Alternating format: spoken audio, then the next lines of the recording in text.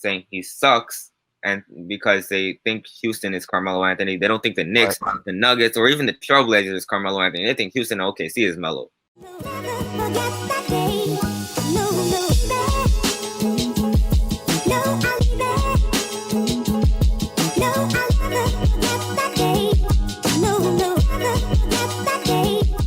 What's going on, everybody? Welcome back to another episode of Control the Narrative, a podcast where we control the narrative that the media creates. If you're new around here, subscribe to catch our weekly podcast. And if you're a local around here, we appreciate your attention as always.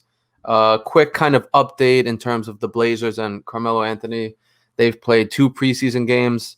Melo dropped 21 in the first game, and he's been coming off the bench. And the Lakers have looked good. The Lakers, Jesus Christ. The Blazers have looked good for the most part. They lost last night, but we're going to talk about some very, very early things that we've been seeing in terms of who's been impressing us. What do we think about Melo coming off the bench? How is he looking and shit like that? So to do so, I'm going to bring on my guy, David. David, what's going on, man? I'm good. How about you? I'm doing good, man. This is fucking the third time I tried recording this this intro, so this is the third time we're going through this. So appreciate your patience. I am just it was a long day, so appreciate you taking some time out, man. Cool. Believe me, it's Monday. It is Monday. All right, man. Why don't you tell us a little bit about yourself? You're young. We just spoke a little bit off camera that you're 14, and we'll get into what being a 14-year-old Melo fan is like, but how'd you start liking basketball? How'd you start liking Melo, the Knicks? If the Knicks are a part of your fandom, just like tell us how you got into this. Yeah, I'm actually from New York, so I've been like repping the Knicks since I was born. So that's with the Knicks. I also like my family. It's like a tradition. They're like Knicks, Giants, Yankees. So let's go. That's what I adopted from that tradition. So unfortunately, I'm a Giants and Knicks fan, but the Yankees are always pretty good. So that gives me hope. And then for Carmelo Anthony, one time I think it was a game where he dropped 40, 44 in the Magic. I know it was in the 2012-13 season, but it was a game where he went off against the Magic, and he did. And my dad was watching, and I was pretty impressed because he was scoring a lot of points, and I just wanted to know. Like I asked him, who's this player, and he had my favorite number. He was repping number 7. Let's go. So I think that's how I really started with Carmelo. That was 2013, but I wasn't really that was casually. And then I started being a real Knicks and Melo fan like 2015-16 season. Nice. So you fell in love with him after that one game in Orlando. I think I remember what you're talking about. I'm pretty sure he hit like a spin step back against Tobias Harris. I might be wrong, but I think I know what you're talking about. So that was the game that kind of made you fall in love with him. Yeah. All right. And yeah, I kind of feel bad because you really didn't, like you said, you were casual that year and you didn't really experience that year to the fullest, as I can imagine. And like, you saying you becoming like a real fan in 2016, we had fucking high hopes that year. Yeah. D Rose, Noah, Porzingis, Courtney Lee, Brandon Jennings was supposed to be the sixth man. It was actually the year before that. I'm sorry. Gotcha. It was the year we had Aaron and Jose Calderon. Yeah. That was a fun year. That's dope though. So you were mad young, so that was like your first exposure to the game, the Knicks and Melo? Yeah, actually the first, which is coincidence. I don't know why the Magic keep coming up, but the first game I was actually invested in watching was also against the Magic in 2015-16. Do you remember what happened? I think it was a game that Melo dunked on one of them again. It was like he was having a decent game. It wasn't as good as the one he had in 2013, but he had a decent game. And it was in Madison Square Garden. I think he dunked on Aaron Gordon or something.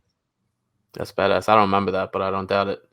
Dope, man. Well, appreciate, as one of the leaders of this movement, appreciate, you fucking with Melo at such a young age. And again, we'll get into it. But let's talk about the Portland days. Right now, what's going on in the preseason. They've had 2 games. Won the first one, lost the second one. Melo looked good in the first one. He only played I think 14 minutes or some shit in the second one, so not many at all. But in that first game, he looked fucking sharp.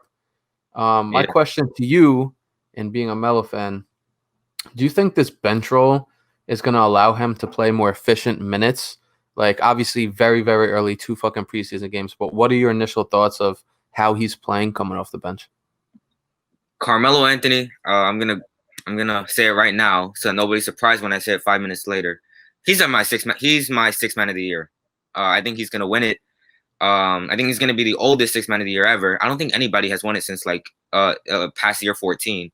He's gonna win it. And I think Melo, he's gonna have. I don't think he's gonna go back to the last year on the Knicks with Rose. I think he's gonna have some resemblance of it though. I think he's gonna shoot more efficiently, especially when he's playing, especially against the bad teams where he's playing against fringe NBA players. And he's also gonna, even against the good teams, he's really a starting caliber player. But the Trailblazers are just so stacked that Carmelo's coming off the bench, and I don't blame them for making him come off the bench. I mean, I think the defense didn't work anyway. I think Melo is I don't think he's a bad defender. I think that's overblown, but I think Jones Jr. or Hood along with Covington is a better fit on that starting lineup. Fair. Great point. You know, talking about the whole oldest sixth man ever. I didn't even think about that. Like, he has a legit chance, and I don't know. I don't have that on me. I don't even know how I could look it up, but I'm thinking like Jamal Crawford. How late did he win it? Pretty sure he won it like a few years ago, and I'm sure he was fucking old. It was probably year 16 or 15. Yeah, maybe, but that's interesting. Being the oldest. Last year he won it was 2014 at least. Was that it? And in 2016. Yeah, that's a good point. For me, like, you know, we talked about it over the past few weeks, and I don't want to get too into it, but one stat that I quickly pulled up was last year on the Blazers. Obviously, he was a starter, and he started the game and, you know, played the first 5-6 minutes. Didn't get a ton of shots because that was the time for Dame and CJ to start getting in a rhythm. And then when Nurk came back in the bubble, so he was shooting last year 0.4 shots per minute as a starter. And again, what I'm about to say, it's 2 preseason games, so we can't look into it too much. It's just something to talk about. He shot 0.6 shots per minute in the preseason. So 0.4 to 0.6 doesn't seem like a lot, but it is a lot because that's per minute. We're not talking about like in the whole game or whatever.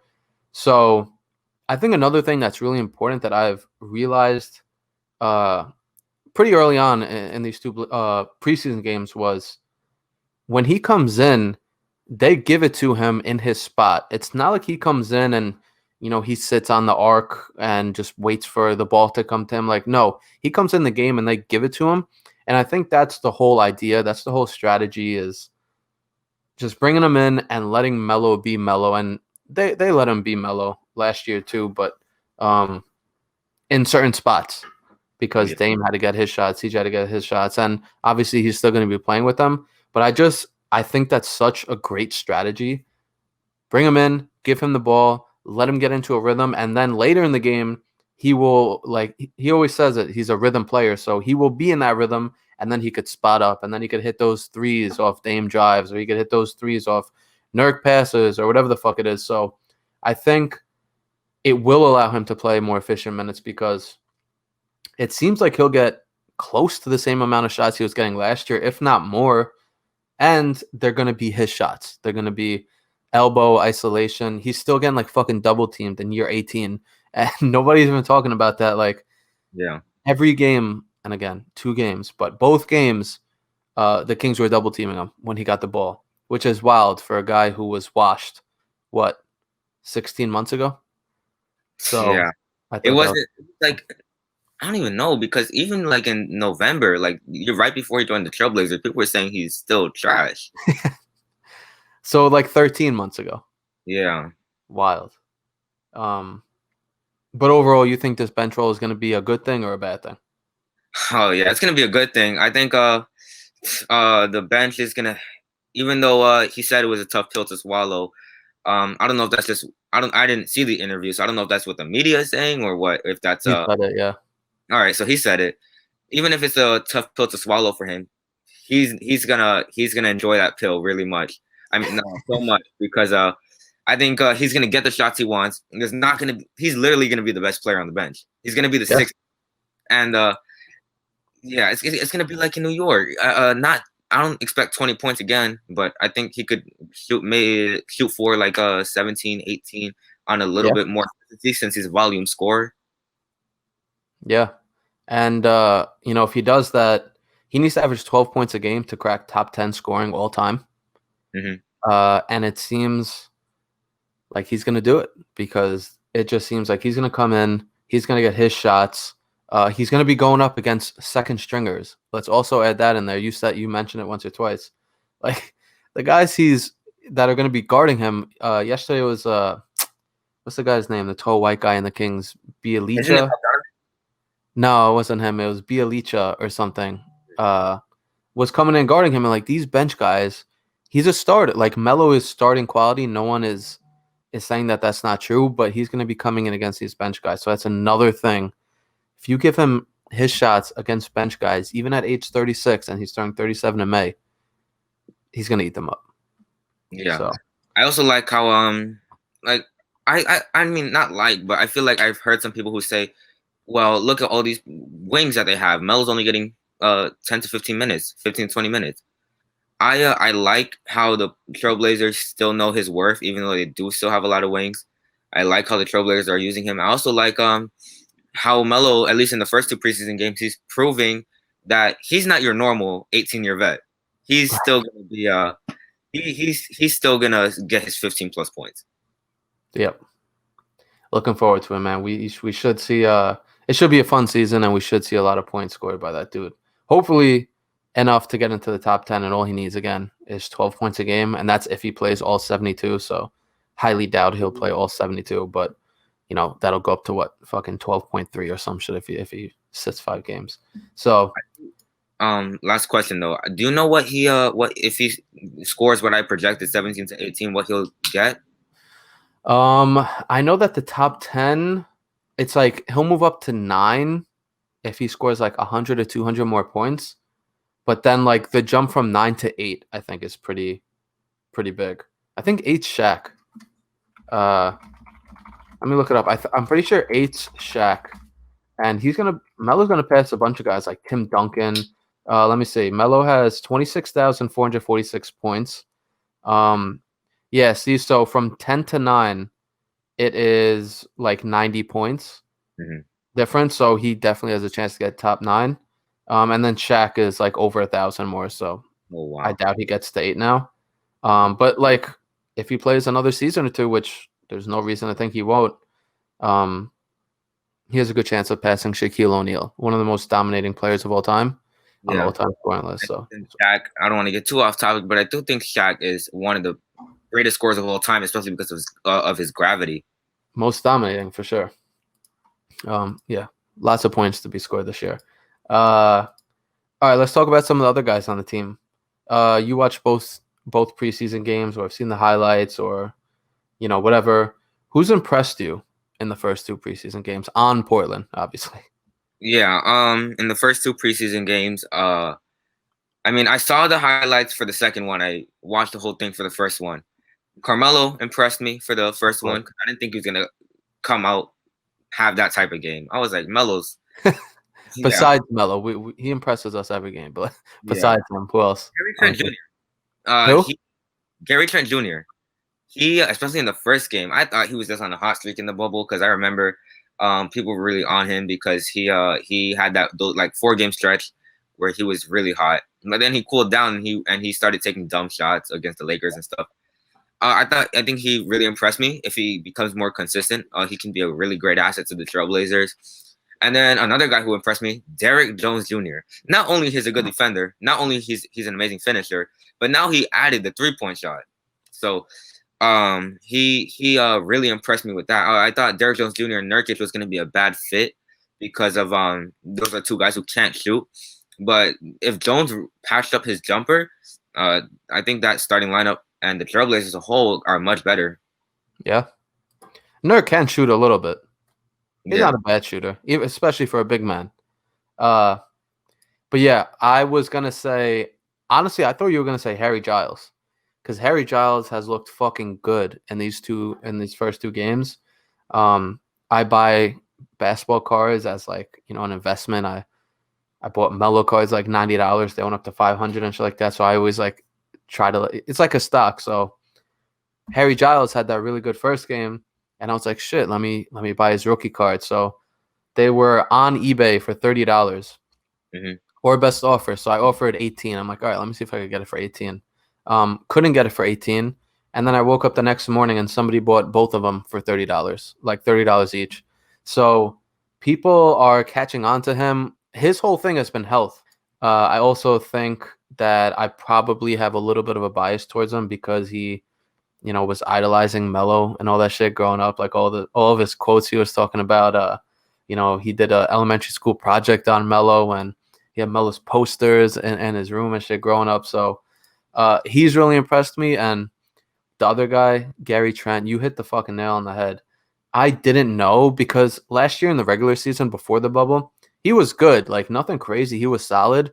But in the bubble, he was just on a whole nother level. Like that dude was hitting fucking at least 50% of his shots over a long stretch of games. And, I was thinking the same thing. Like, damn, is it just a hot streak? Is it the bubble? Like, is he going to keep this up? And again, this is probably like the 10th time I'm saying this. Only 2 preseason games, but he's already proved to me that it was more than just a little hot streak, that this dude is legit. And I tweeted it out the other day. I can seriously see that guy finishing top 10 in the league in 3-point percentage. And then if you have Rodney Hood, who was leading the NBA in 3-point percentage last year before he got hurt, those are 2 deadly shooters. Obviously, Damian Lillard. CJ McCollum can shoot the ball. Carmelo Anthony can shoot the ball. If Derrick Jones Jr. can shoot it even a little bit, the Blazers shooting is fucking scary. So the person who's impressed me the most, Harry Giles and Gary Trent Jr. on both ends. Like obviously we know he's a great defender. And if he could hit that 3 at a high clip and be like one of the league leaders, this team's going to be fucking scary. Yeah, I do agree with you on Harry Giles. 2 reasons I didn't mention him was 1, yes, I forgot about him. 2, I also think, I watched Harry Giles because I like the Kings. I like De'Aaron Fox. I like Buddy Hield. I like Marvin Bagley. So I watched the Kings a little bit, and Harry Giles was already a really good player. The only thing was health, and I do think that what was coincidental, he was drafted by the Blazers, traded for Zach Collins, and now they're going to be fighting for minutes. And I do like Harry Giles a lot. I think he's also been impressing me as a defender. Before, he was more of a playmaking type big, but now he's a little bit of a better defender now too. Yeah, good point. I don't know how many minutes he's going to see, but either way, just having another guy like this Blazers team is fucking deep. Again, feel like they need a backup point guard, but that's neither here or there. All right, let's get back into you, David. You told me you're really young, so I want to know, as a young Carmelo Anthony fan, what's it like rooting for him? Because obviously this is going to be year 18 for Carmelo. So whether we like it or not, his best years are behind him. He's not going to be putting up 28 points a game anytime soon. And, 33 points in one quarter, that happened, I think, like 13 years ago or 14 years ago. So he's been around for a long time. I'm sure a lot of people your age missed his prime. So I want to know, what's it like rooting for him? What is the talk around Carmelo Anthony for people your age? It's bittersweet because some people are on the train saying he sucks, and because they think Houston is Carmelo Anthony, they don't think the Knicks, the Nuggets, or even the Trailblazers is Carmelo Anthony. They think Houston and OKC is Melo. So some people say he sucks. Some people know he's really good because they're also Knicks fans. So it's really bittersweet. I think Melo is, a lot of people call him overrated, but he's underrated because he can't be overrated so many times and then I don't know, like, you know what I mean? You can't be overrated so many times, called overrated so many times that at the point you become underrated. 100%. And also, I think that's what I believe with in my circle, they call him overrated a lot, but they all, because they missed his prime, but they also call him there's some people who like they know who he was. They know Denver Melo was 30. He could score 30 anytime, and then even New York Melo. I think that's really the talk.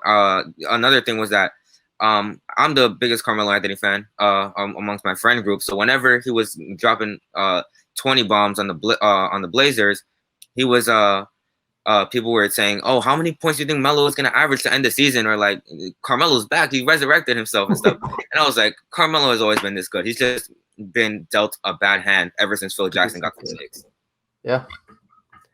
Great point. So I'm always curious to hear that shit because, I'm 26, so I kind of have been around to watch his prime, and like, I was old enough to understand the game and shit when he was in Denver and New York and shit, and then like that's fair. Like it's fair for them to think, oh shit, OKC and Houston Melo, he's trash or like whatever. Like I get it, but I feel like if you're a real basketball fan and there's somebody like him in the league, you'll at least like do some research and be like, wait, like why do so many people think he's that good? Like let me look up his highlights from the Knicks. Let me look up his stats from Denver or whatever the fuck the case may be. So always Yeah, he didn't score 20 plus points or 21 plus points like 15 straight times for no reason. Yeah, fair point. Interesting stuff. Another question I had for you is we are officially 11 days away from Christmas, 10 days away from Christmas Eve. No Blazers game on Christmas this year, no Knicks game on Christmas this year. So with that being said, do you have any Melo Christmas game memories or funny stories or anything like that? Because obviously when he was with the Knicks, they played on Christmas pretty much every year. So what are some memories from there, or even like back in Denver, if they play on Christmas? I don't even remember, but I don't have any memories. I mean, I saw the Knicks the Knicks final Christmas game with Melo versus the Celtics. Yeah. I saw on OKC versus the Rockets. He played really good in those games. He's 1-1 in my memories, but I also, when I look at the highlights, his duo versus Brandon Roy, that was amazing. He battled Kobe Bryant in 2013. Yep. Crazy. That was I remember he had that layup that went like that. That was really crazy. On the roll, yep. Against Pau Gasol. I also liked his when he single-handedly willed the Knicks a comeback victory in 2011 versus the Celtics.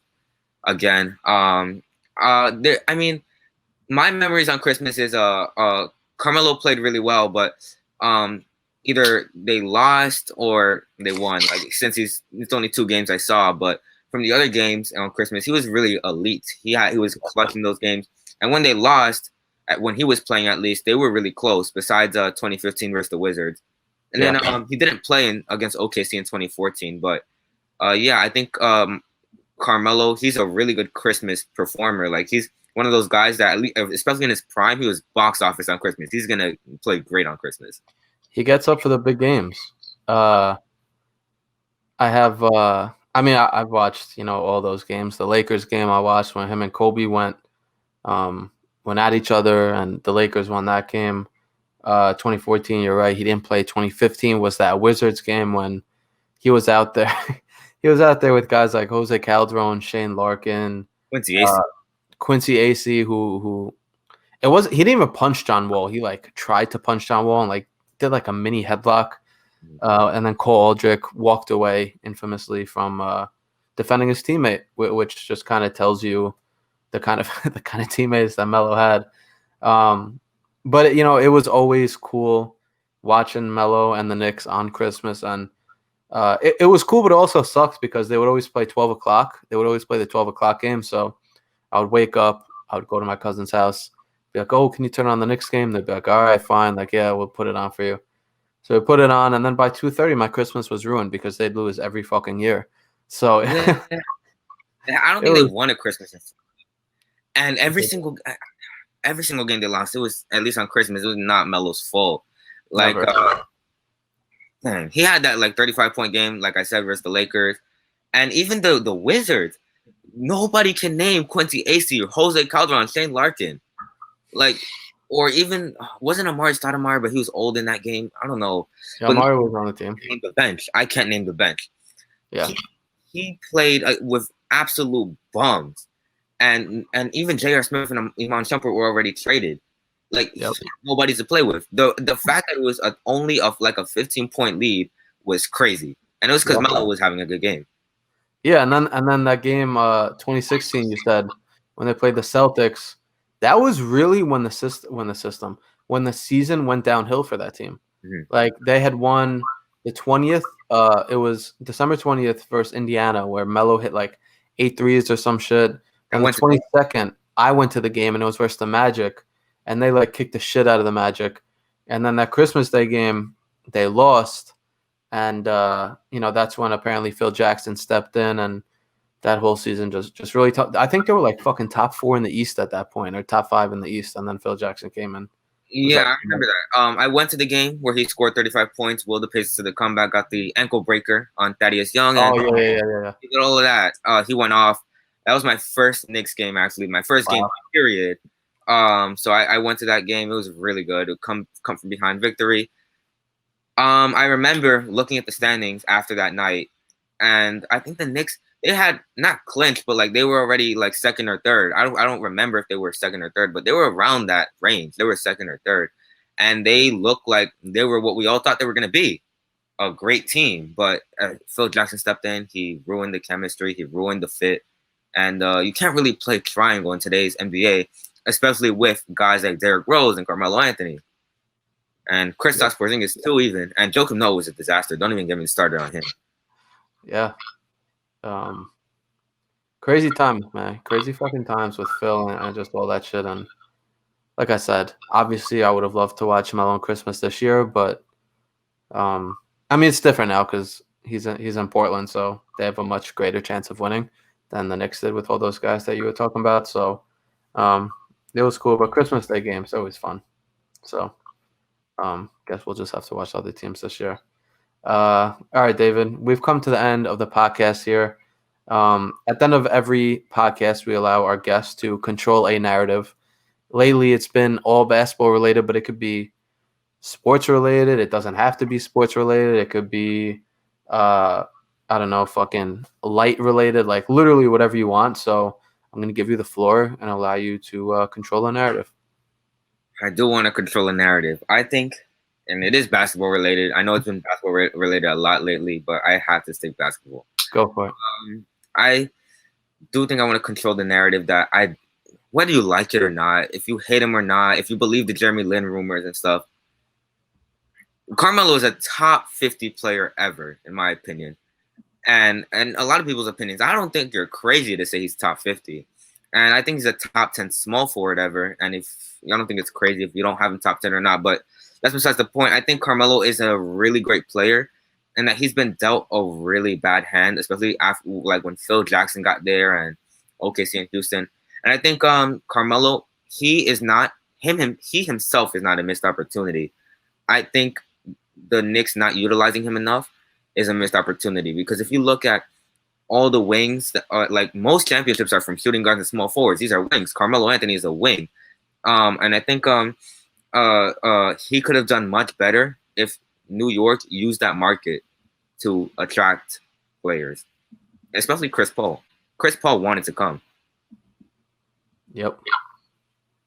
And instead of getting him, they amnestied Chauncey Billups and signed Tyson Chandler, who he was Defensive Player of the Year on the Knicks. Yeah, like, he was good, but about that, I think they could have amnestied Amari Stoudemire instead. I think especially since that was around the time he was blowing up his knees and stuff. I think they could have signed amnesty Stat instead, and they still could have signed Tyson Chandler. They still had Chauncey Billups, who was averaging surprisingly like 18, 3, and 5. And then they could have had Chris Paul along with that 2013 team, and they would have easily beaten the Pacers, and they could have given the Heat a run for their money. Who knows what would have happened, but that's just another Knicks what if. How many are there? There's literally fucking 20 things that were like, yo, if they didn't do this, it would have turned out like this. If they just crazy, because we keep saying, oh, if they didn't do this, but it's like, especially with the what ifs with Patrick Ewing and like missing the layup or whatever, or even like with Bernard King never getting hurt. I think and a lot with Carmelo Anthony. I feel like the Knicks have like 25 what ifs, and like I don't know. All in the last like 7 years, not 7, 9 years. But yeah, the Amari thing. If they amnesty Amari, $20 million a year that was pretty much going down the toilet that they could not use. Yeah. Melo's tenure in New York. On the bench. I'm sorry. Amari Stoudemire was a great player, but yeah, Melo's career in New York would have been a lot different had they done that. Anyway, David, thank you for hopping on and spending some time with us. We've been talking on Instagram DM for a little bit, so you said a little bit off camera, but right when we started, you said about time I get on here, so it was about time. Appreciate your time. And I'm sure we'll be talking a lot as this season approaches. All right. I'm ready for the Portland season. Have a good one. You too, man. Later, homie.